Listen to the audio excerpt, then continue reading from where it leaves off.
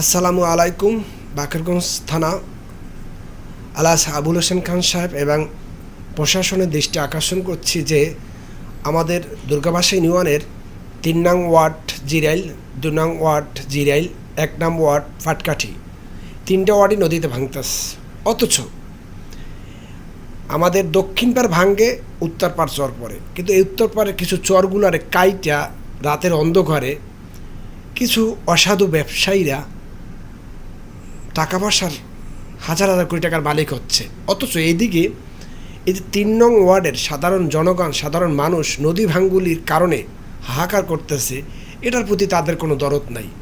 তা আমি কোনো রাজনীতিক বা কোনো প্রতিহিংসা কোনো এসব কিছুই নিয়েই না, আমাদের গ্রাম, আমাদের বাবার সম্পত্তি, আমাদের সম্পত্তি বাড়িঘর চলে যাচ্ছে দেখে ভিডিওটা আপলোড দিলাম। যেই মানুষগুলো এই যে ৩টা ওয়ার্ডের মানুষ, সাধারণ মানুষ এখন এক হইয়া প্রতিবাদ করুন এবং এমপি মহোদয়ের কাছে বলুন, সেখানে কিছু লোকেরা যান, তাহলে কিন্তু এই নদী ভাঙ্গন রক্ষা পাবেন এবং এই দুষ্কৃতীরা যারা যারা এই বালি উত্তোলন করে হাজার হাজার কোটি টাকা ইনকাম করছে, এই টাকা কিন্তু খেয়ে যেতে পারবে না। এই টাকা খেয়ে যাওয়ার কোনো সুযোগ নেই। কারণ হচ্ছে এতগুলো মানুষের বাড়িঘর ভেঙে যাচ্ছে, অথচ তারা বাড়িঘেরি করতেছে, তারা ইনকাম করতেছে। কবরে যাওয়ার আগেই এই টাকা ধ্বংস হয়ে যাবে, কারণ এই ৩টা ওয়ার্ডের মানুষের মনে কষ্ট দিচ্ছে এরা। তো আসলে কারা দিচ্ছে, এলাকায় থাকে যারা, তারা কিন্তু জানা সত্ত্বেও প্রকাশ করে না, হয়তো ভয়ে।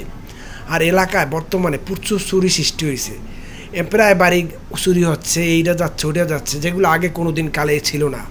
তো আমাদের প্রধানমন্ত্রী সহ আমাদের এমপি সহ প্রশাসনের সকলের দৃষ্টি আকর্ষণ করছি, সাধারণ মানুষের একটু পাশে থাকুন।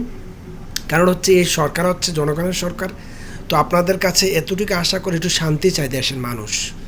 তো এই যে 3টে ওয়ার্ডের মানুষ কী যে বিপাকে আছে, আল্লাহ ছাড়া কারো কাছে প্রকাশ করতে পারে না।